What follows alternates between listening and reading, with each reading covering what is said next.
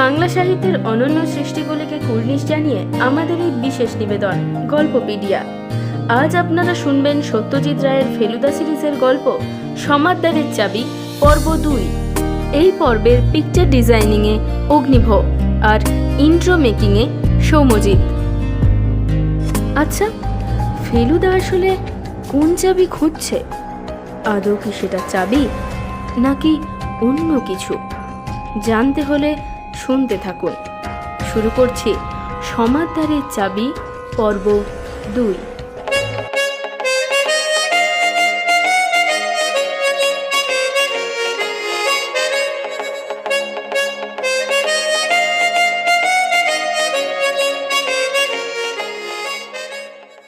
পনেরো মিনিটের মধ্যেই ভদ্রলোক এসে গেলেন। বললেন, অবনীবাবু এই কিছুক্ষণ আগে বামুনগাছি থেকে ফোন করেছিলেন। কাকার শোবার ঘরে মাঝরাত্রিরে লোক ঢুকেছিল। ফেলুদা তৎক্ষণাৎ প্রশ্ন করল, ওই জার্মান তালার সংকেত আর কে জানে? আমার ভাইপো জানতো। অবনীবাবু জানেন কিনা জানা নেই, বোধহয় না। তবে সামনের দরজা দিয়ে সেই লোক ঢোকেনি, তবে বাথরুমে জমাদার ঢোকার দরজা দিয়ে। কিন্তু কাল যখন বাথরুমে গেলাম তখন তো সে দরজা বন্ধ ছিল, আমি নিজে দেখেছি। পরে হয়তো কেউ খুলেছিল। যাই হোক, কিছু নিতে পারেন। ঢোকার সঙ্গে সঙ্গে অনুকূল টের পেয়ে গেছিল। আপনি কি ফ্রি আছেন? একবার যেতে পারবেন? নিশ্চয়ই, তবে তার আগে একটা প্রশ্ন আছে। রাধারমণবাবুর নাতিকে, অর্থাৎ আপনার ভাইপো ধরণীধরকে এখন দেখলে চিনতে পারবেন? মণিবাবু ভুরুকুচকে বললেন, অনেককাল দেখা নেই ঠিকই, তবু হাজার হোক ভাইপো তো। ফেলুদা তার ঘর থেকে একটা ছবি এনে মণিমোহনবাবুকে দিল। মঞ্চলোকের অফিস থেকে আনা সঞ্জয় লাহিড়ীর ছবি। তার উপর ফেলুদা কালি দিয়ে একজোড়া গোঁফ আর একটা মোটা ফ্রেমের চশমা এঁকে দিয়েছে। মণিবাবু লাফিয়ে উঠে বললেন, আরে, এ যে আমি দেখেছি। সুরজিৎ দাশগুপ্তর মতো মনে হচ্ছে কি? হ্যাঁ হ্যাঁ, কেবল নাকের কাছটা একটু। যাই হোক, মিল একটা আছে। এটা আসলে আপনার ভাইপোরই ছবি, আমি কেবল একটু রং জড়িয়েছি।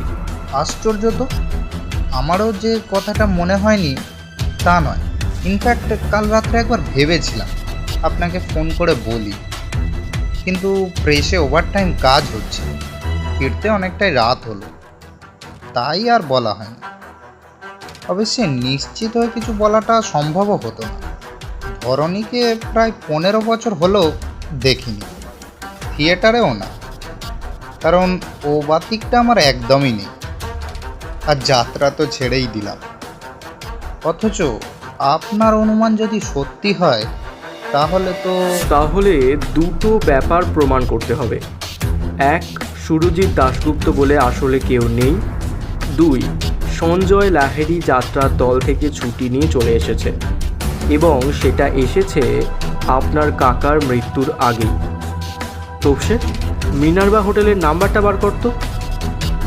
হোটেলের সঙ্গে কথা বলে জানা গেল সুরজিৎ দাশগুপ্ত বলে একজন সেখানে এসেছিল বটে, কিন্তু গতকাল সন্ধ্যাবেলা তিনি হোটেল ছেড়ে চলে গেছেন।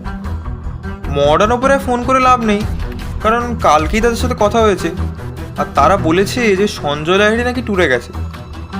বামুনগাছি পৌঁছিয়ে ফেলুদার প্রথমে পাঁচিলের বাইরেটা ঘুরে দেখল।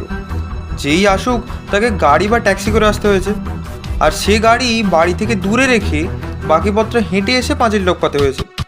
শেষের কাজটা কঠিন নয়, কারণ 3 জায়গায় পাঁচিলের বাইরে গাছ রয়েছে, আর সে গাছের নিচু ডাল পাঁচিলের উপর দিয়ে কম্পাউন্ডের ভিতর ঢুকছে। মুশকিল হচ্ছে কি, বর্ষার দিন হলে মাটিতে পায়ের ছাপ পড়তো, কিন্তু এ মাটি একেবারে খটখটে শুকনো। অনুকূলের শরীর ভালো নয়। সে তার ঘরে বিছানায় শুয়ে শুয়ে কুই কুই করে যা বলল, তাতে বোঝা গেল যে মাথার যন্ত্রণায় আর মশার কামড়ে রাত্রে তার ভালো ঘুম হচ্ছিল না। সে যেখানে শোয় সেখান থেকে তার খাটের পাশের জানলা দিয়ে সোজা রাধারমণবাবুর ঘরের জানলা দেখা যায়। অন্ধকারের মধ্যে হঠাৎ সেই ঘরে একটা আলো দেখে সে ধড়মড়িয়ে উঠে কে কে বলে হাঁক দিয়ে ছুটে যায়। কিন্তু সে পৌঁছাবার আগেই দেখে একজন লোক রাধারমণবাবুর বাথরুমের দরজা দিয়ে দৌড়ে বেরিয়ে অন্ধকারে মিলিয়ে গেল। বাকি রাতটা নাকি অনুকূল রাধারমণবাবুর ঘরের মেঝেতেই শুয়ে থাকে। অন্ধকারের মধ্যে সে লোককে চিনতে পারোনি বোধ হয়? মণিবাবু প্রশ্ন করলেন। না বাবু, আমি বুড়ো মানুষ, চোখে ভালো দেখি না, আর কাল আবার অমাবস্যা ছিল। রাধারমণবাবুর ঘরে গিয়ে দেখলাম জিনিসপত্র যেমন ছিল তেমনই আছে, কিন্তু তাও ফেলুদার গম্ভীর গলার স্বরে বেশ ঘাবড়ে গেলাম। মণিবাবু, বারাসাত থানায় খবর দিতে হবে। এ বাড়িতে আজ রাত থেকে পাহারার বন্দোবস্ত করতে হবে। সে লোক আবার আসতে পারে। আর সুরজিৎ দাশগুপ্ত যদি সঞ্জয় লাহিড়ী নাও হন, তা হলেও তাকে সন্দেহ করতে হবে, কারণ ওই দুটো যন্ত্রের ওপর তার যথেষ্ট লোভ। পয়সা দিয়ে সম্ভব না হলেও অন্য উপায়ে ওগুলো হাত করার চেষ্টা অস্বাভাবিক নয়। এইসব কালেক্টরদের গোঁ বড় সাংঘাতিক। মণিবাবু বললেন, আমি অবনীবাবুর বাড়ি থেকে এক্ষুনি থানায় ফোন করে দিচ্ছি, ওসির সাথে আমার আলাপ আছে। ভদ্রলোক ব্যস্তভাবে ঘর থেকে বেরিয়ে গেলেন। ফেলুদা মেলোকরটাকে নিয়ে খাটের ওপর বসে নেড়েচেড়ে দেখতে লাগলো। দারুণ মজবুত তৈরি, দুপাশের কাঠে সুন্দর কাজ করা। জিনিসটাকে চিৎ করে আলোতে ধরতেই একটা রং চটে যাওয়ার লেবেল দেখা গেল। ফেলুদা চোখ কুচকে লেখাটা পড়ে বলল, স্পিগলার কোম্পানির তৈরি, made in Germany.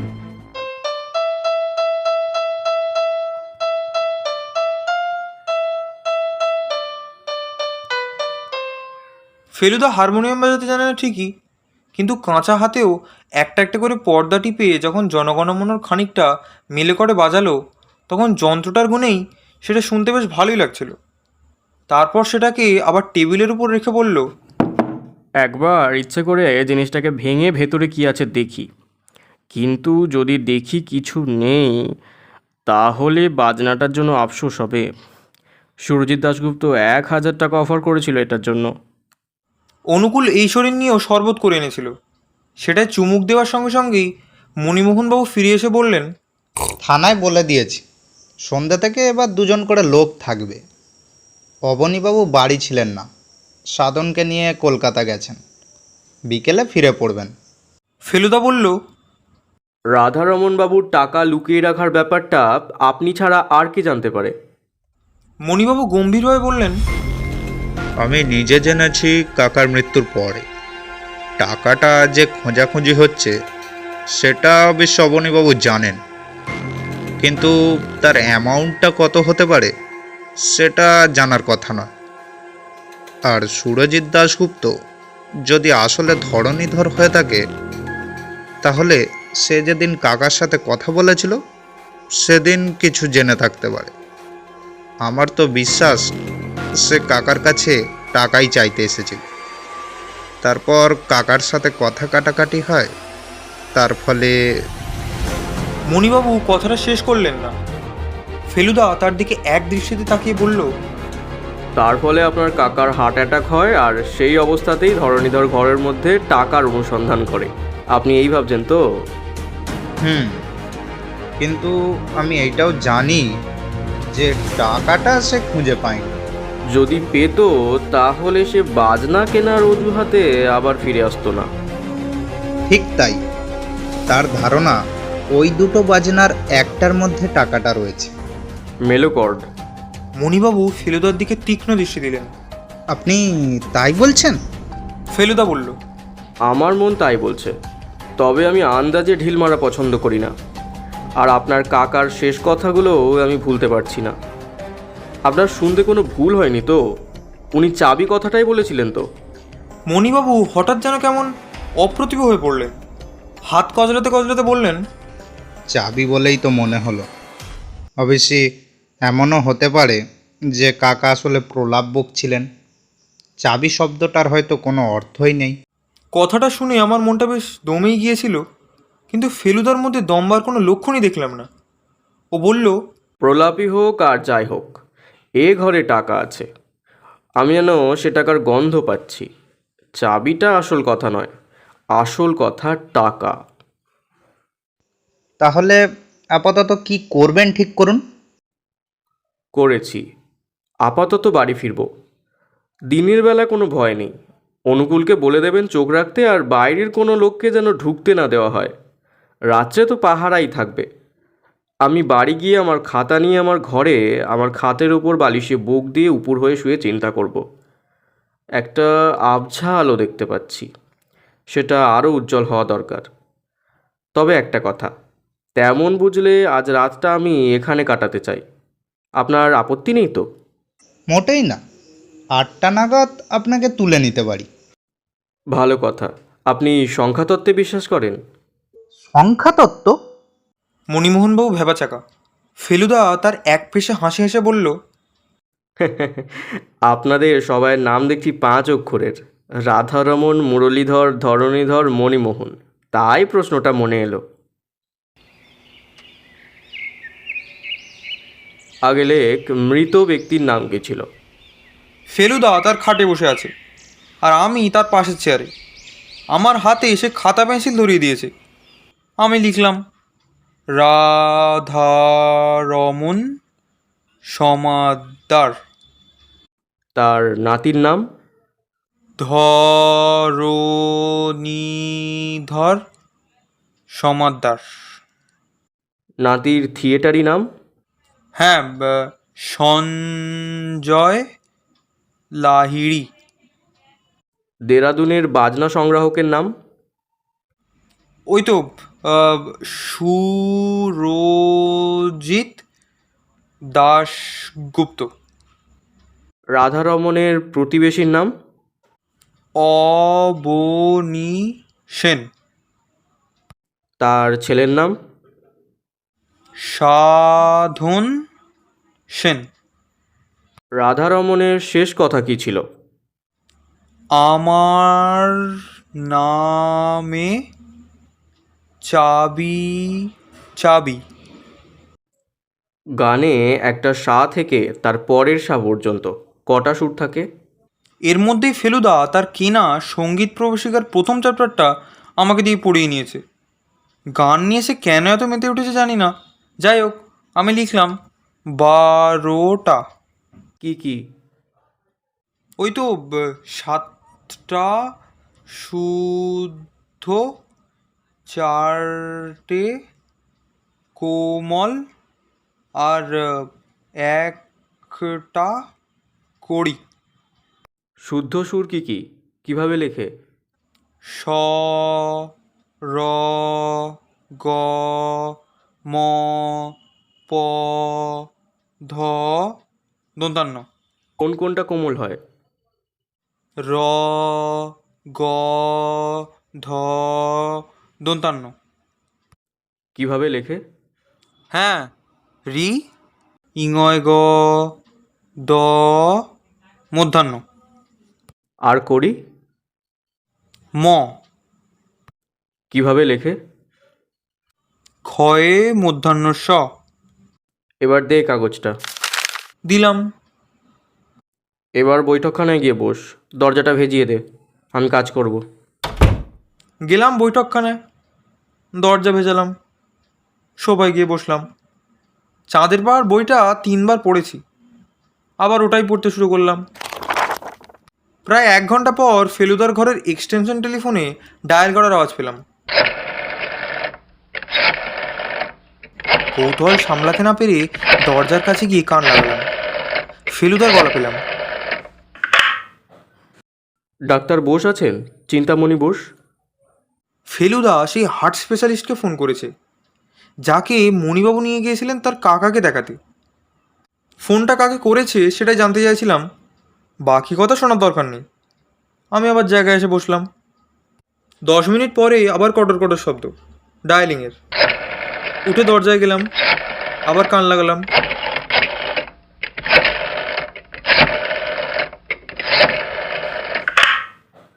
Eureka press?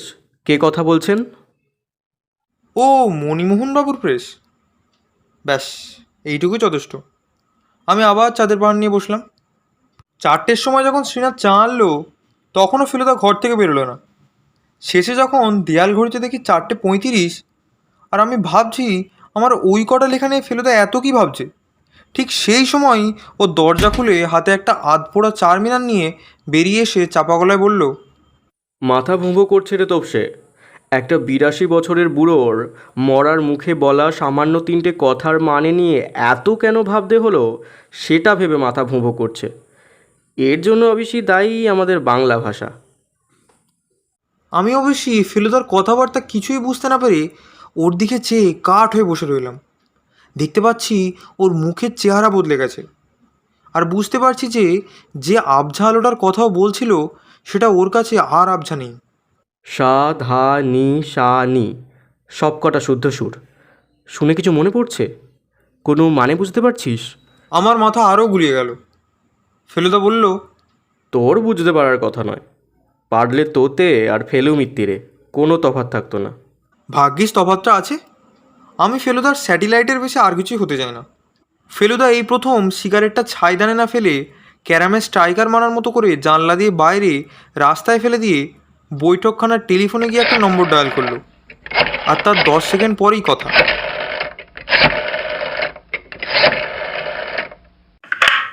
K? Mister Samaddar, চলে আসুন এক্ষুনি, বামুনগাছি যেতে হবে। হ্যাঁ, হয়ে গেছে, সব পরিষ্কার। মেলোকর্ড, হ্যাঁ মেলোকর্ডই আমাদের রহস্যের চাবিকাঠি। তারপর টেলিফোনটা রেখে গম্ভীর গলায় বলল, একটা রিস্ক আছে রে তোপসে, কিন্তু সেটা না নিলেই নয়। মণিবাবুর ড্রাইভার গুরুচরণ দেখতে বড় হলেও ভিআইপি রোডে 85 কিলোমিটার পার আওয়ার স্পিড তুলল। ফেলুদার ভাব দেখে মনে হলো 100 হলে সে আরও খুশি হতো। এয়ারপোর্টের পর খানিকটা রাস্তা লোকজনের ভিড়েই স্পিড অনেক কমলো, কিন্তু পরের দিকে আবার 60 উঠল। যদিও রাস্তা অতটা চওড়া নয় আর সন্দেহ হয়ে আসছে। রাধারমণবাবুর গেটের কাছাকাছি এসে ফেলুদা বলল, পাহাড় আর লোক আসার সময় হয়নি বোধহয় এখনো। গেট দিয়ে ঢুকেই বাগানে দেখলাম বন্দুক হাতে সাধন দাঁড়িয়ে আছে। গাড়ি থেকে নেমেই ফেলুদা বলল, কি সাধনবাবু, এই সন্ধ্যের আলোতে কি শিকার হচ্ছে? সাধন বলল, বাদুর। রাধারমণবাবুর কম্পাউন্ডের ঠিক বাইরে একটা অশ্বত্থ গাছ থেকে কয়েকটা বাদুড় ঝুলছে। সেটা গাড়ি থেকে নেমেই আমার চোখে পড়েছিল। অনুকূল গাড়ির আওয়াজ পেয়ে তার ঘর থেকে বেরিয়ে এসেছিল। মণিবাবু তাকে লণ্ঠন জ্বালতে বলে বাড়ির ভিতর ঢুকলেন, আর আমরাও ঢুকলাম তার পিছন পিছন। 8291 তালাটা খুলতে খুলতে মণিবাবু বললেন, রহস্যটার কিভাবে সমাধান হলো সেটা জানতে কিন্তু খুব ইচ্ছে করছে। আসলে ফেলুদা সারা রাস্তা কোনো কথাই বলেনি, কাজেই মণিবাবুর যা অবস্থা আমারও তাই। অন্ধকার ঘরে ঢুকে ফেলুদা ভীষণ জোরালো টর্চটা ঘরে পশ্চিমের দেওয়ালের নিচের দিকে ফেললো। আমার বুক ঢিপঢিপ করছে। আলোটা সোজা গিয়ে টেবিলে রাখা মেলোকর্ডের উপর পড়েছে। ঝকঝকে সাদা পর্দাগুলো দেখে মনে হচ্ছে বাজনাটা দাঁত বের করে হাসছে। ফেলুদা টর্চটা সেইভাবেই ধরে রেখে বলল, চাবি। ইংরেজিতে কি, বাংলায় চাবি। এই যে সাদা কালো পর্দাগুলো দেখছিস, ওর আর একটা নাম হলো চাবি। আর সেই চাবির কথাই চোখের পলকে এমন একটা ব্যাপার ঘটে গেল যেটা ভাবতে এখনো আমার গায়ে কাটা দিচ্ছে। মণিবাবু হঠাৎ বাঘের মতো লাফিয়ে মেলোকর্ডটাকে তুলে নিয়ে সেটা দিয়ে ফেলুদার মাথায় একটা প্রকাণ্ড বাড়ি মেরে আমাকে এক ধাক্কায় মাটিতে ফেলে ঊর্ধ্বশ্বাসে দরজা দিয়ে বেরিয়ে গেলেন। ফেলুদা মার খাওয়ার ঠিক আগেই নিজেকে বাঁচানোর জন্য টর্চ সমেত হাত দুটো মাথার উপর তুলেছিল, তাই হয়তো মাথায় চোট লাগেনি। কিন্তু তা সত্ত্বেও হাতের যন্ত্রণাতেই সে দেখি খাটে বসে পড়েছে। আমি নিজে মেঝে থেকে উঠতে না উঠতেই বুঝলাম মণিবাবু বাইরে থেকে 8291 বন্ধ করে দিয়েছেন। আমি তাও দৌড়ে গিয়ে কাঁধ দিয়ে দরজায় একটা জোরে ধাক্কা মেরেছি। এমন সময় ফেলুদার গলা পেলাম, বাথরুম। বাইরে থেকে গাড়ি স্টার্ট দেওয়ার একটা জোরে শব্দ, আর তারপরেই ঢাই করে একটা আওয়াজ। আমরা দুজনে ঝড়ের মতো বাথরুমে ঢুকে জমাদারের দরজা খুলে বাইরে বেরোলাম। বাগানের দিক থেকে গোলমাল, অনুকূলের গলা, অবনীবাবুর গলা, মণিবাবুর গাড়িটা বাঁই করে গেট দিয়ে বেরিয়ে চলে গেল। আমরা সামনের দরজার কাছে পৌঁছে গেছি। ওটা কে বসে আছে কাপড় বিছানো রাস্তার উপর? অবনীবাবু চেঁচাচ্ছেন, কি করলে তুমি এটা সাধন? কি করলে তুমি এটা? ছি ছি ছি। সাধন তার সরু অথচ গম্ভীর গলায় বেশ ঝাঁঝের সাথেই বলল, ও যে দাদুর বাচনা নিয়ে পালাচ্ছিল। এবার ফেলুদা বলল, ও ঠিকই করেছে অবনীবাবু, অপরাধীকে এয়ারগান দিয়ে পঙ্গু করে ও আমাদের সাহায্যই করেছে। যদিও ভবিষ্যতে ওকে একটু সাবধানে বন্দুক চালাতে হবে। আপনি এক্ষুনি থানায় ফোন করে দিন, গাড়িটাকেও যেন পালাতে না দেয়। ওর নম্বর হলো WMA 6164। অনুকূল আর ফেলুদা দুজনে মিলে মণিবাবুকে ধরে তুলল। তার কপালের বাঁ দিক থেকে ছড়রার গুলি লেগে রক্ত পড়ছে। ভদ্রলোক একেবারে থুম মেরে গেছেন। মেলোকড্ডা মণিবাবুর পাশেই কাঁকরের উপর পড়েছিল। আমি সেটাকে খুব সাবধানে তুলে নিলাম। আমরা চারজন রাধারমণবাবুর খাটের পাশে গোল হয়ে চেয়ারে বসে চা খাচ্ছি। চারজন মানে আমি, ফেলুদা, অবনীবাবু আর বারাসাত থানার দীনেশ গুই। ইনি বোধহয় ইন্সপেক্টর হবেন। ঘরের এক কোণে সিন্দুকটার সামনে আরও দুজন লোক রয়েছে। একজন দাঁড়িয়ে, সে বোধহয় কনস্টেবল, আর একজন চেয়ারে ঘাপটি মেরে বসে। ইনি হলেন অপরাধী মণিমোহন সমাদ্দার, যার কপালে এখন ব্যান্ডেজ বাঁধা। এছাড়া সাধনও রয়েছে। সে জানলার ধারে দাঁড়িয়ে বাইরের অন্ধকারের দিকে দেখছে। আমাদের পাঁচজনের মাঝখানে টেবিলের উপর রাখা রয়েছে মেলোকড। এইবার বোধহয় ফেলুদা একটা রহস্য উদ্ঘাটন করবে। ফেলুদার ঘড়ির কাঁচ ভেঙে গেছে, আর বাঁ হাতের কবজির খানিকটা ছালও উঠে গেছে। রাধারমণবাবুর বাথরুম থেকে ডেটল নিয়ে লাগিয়ে সেখানে সে রুমাল বেঁধে রেখেছে। হাত থেকে চায়ের কাপটা মাটিতে নামিয়ে রেখে ফেলুদা বলতে আরম্ভ করলো। মণিমোহন সমাদ্দারকে আমি সন্দেহ করতে আরম্ভ করি আজ দুপুর থেকে, কিন্তু তিনি কোনো একটা বিচাল না চাললে তাকে বাগে আনা যাচ্ছিল না, কারণ তার বিরুদ্ধে প্রমাণের অভাব। আমি তাই খানিকটা রিস্ক নিয়েই তাকে প্রশ্রয় দিচ্ছিলাম। আমাকে আচমকা আক্রমণ করে বাজনা নিয়ে পালানোটাই হলো তার ভুল চাল। শেষ পর্যন্ত তিনি পালাতে পারতেন না ঠিকই, কিন্তু তিনি যে এত তাড়াতাড়ি শায়েস্তা হলেন তার জন্য দায়ী অবশ্য সাধনের এয়ার গান। মণিমোহনবাবুর একটা কথায় প্রথম খটকা লাগে। কথাটা যখন বলেছিলেন তখন লাগেনি, পরে লাগে। উনি বলেছিলেন পরশু ওর প্রেস ওভারটাইম কাজ হচ্ছিল, তাই ওর বাড়ি ফিরতে অনেকটা রাত হয়েছিল। পরশু ছিল সোমবার। আমি জানি যে পাড়ায় মণিমোহনবাবুর প্রেস, সেই পাড়ায় সন্ধ্যায় নিয়মিত লোড সেটিং হয়। আমার এক প্রফেসর বন্ধু সেই একই পাড়ায় থাকে। আজ ইউরেকা প্রেসে ফোন করে জানতে পারি যে প্রথমত সোমবার বিকেল থেকে লোড সেটিংয়ের জন্য কাজ বন্ধ ছিল, আর দ্বিতীয়ত মণিমোহনবাবু দুপুরের পর আর সেদিন প্রেসেই যাননি। এই মিথ্যে কথাটাতেই আমার মনে ভীষণ খটকা লাগে, আর তারপরেই সন্দেহ হয়। উনি রাধারমণবাবুর শেষ কথা সম্পর্কে যা বলেছিলেন সেটা সত্যি তো?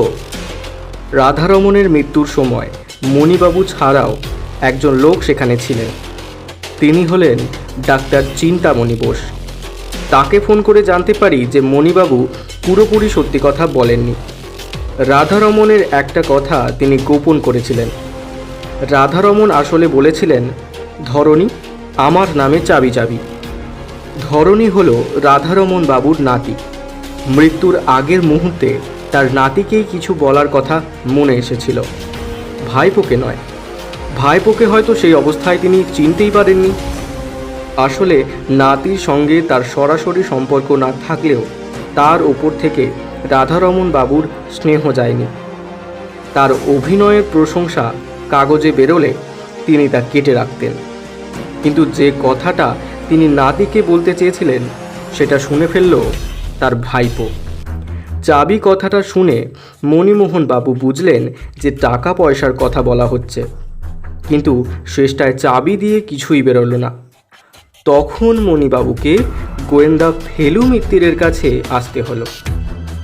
মতলব এই যে আমি টাকার সন্ধান দেব, আর উনি সুযোগ বুঝে সেটি আত্মসাৎ করবেন। উইল আছে কিনা জানা নেই, না থাকলে টাকা নাতি পাবে, আর থাকলেও মণিবাবুর পাবার সম্ভাবনা কম। কারণ আমার বিশ্বাস রাধারমণবাবু তার ভাইপোকে পছন্দ করতেন না। এখন কথা হচ্ছে আমার কাছ থেকে কিছু একটা লুকাবার জন্যই নিশ্চয়ই মণিবাবুর মিথ্যে কথা বলার দরকার হয়েছিল। তার মাথায় কি সেই দিন কোনো ক্রূর অভিসন্ধি খেলেছিল, যে কারণে তার পক্ষে প্রেসে যাওয়া সম্ভব হয়নি? সেই দিনই মাঝরাত্রে যে লোক রাধারমণ বাবুর ঘরে হানা দিয়েছিল সে কি তাহলে মণিমোহন সমাদ্দার? এটা আমার কাছে খুবই বিশ্বাসযোগ্য বলে মনে হয়, কারণ সেই দিনই সকালে আমি যখন রাধারমণ বাবুর বাথরুম পরীক্ষা করে দেখি তখন জমাদারের দরজা ভিতর থেকে বন্ধ ছিল। সে দরজা খুলবে কে এবং কেন? বাথরুমটা তো আর ব্যবহারই হচ্ছে না। আসলে যে লোক ঢুকেছে সে সামনের দরজা দিয়ে জার্মান তালা খুলে ঢুকেছে। সে তালার সংকেত তার জানা। ঘরে ঢুকে সে লোক জমাদারের দরজা খুলে বেরিয়ে এসে জার্মান তালা বন্ধ করে আবার বাথরুম দিয়ে ঢুকেছে। এই লোক যে মণিমোহন সমাদ্দার তাতে কোনো সন্দেহ নেই। তিনি বোধহয় বাকি কথাটার মানে বুঝে ফেলে মেলোকর্ড নামক চাবিওয়ালা যন্ত্রটা নিতে এসেছিলেন, তাই না? আমাদের সকলের দৃষ্টি মণিবাবুর দিকে গেল।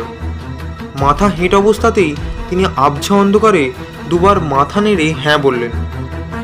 ফেলুদা বলল, চাবি যে বাজনার চাবি সেটা বুঝলেও মণিবাবু বোধহয় রাধারমণের বাকি সংকেতটা ধরতে পারেনি, কারণ অতটা বুদ্ধি ওর নেই।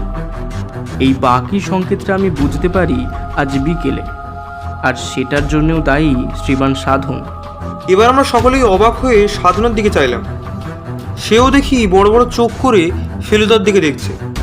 ফেলুদা বলল, তোমার দাদু সুরের বিষয়ে কি বলেছিলেন সেটা আরেকবার বলে দাও তো সাধন।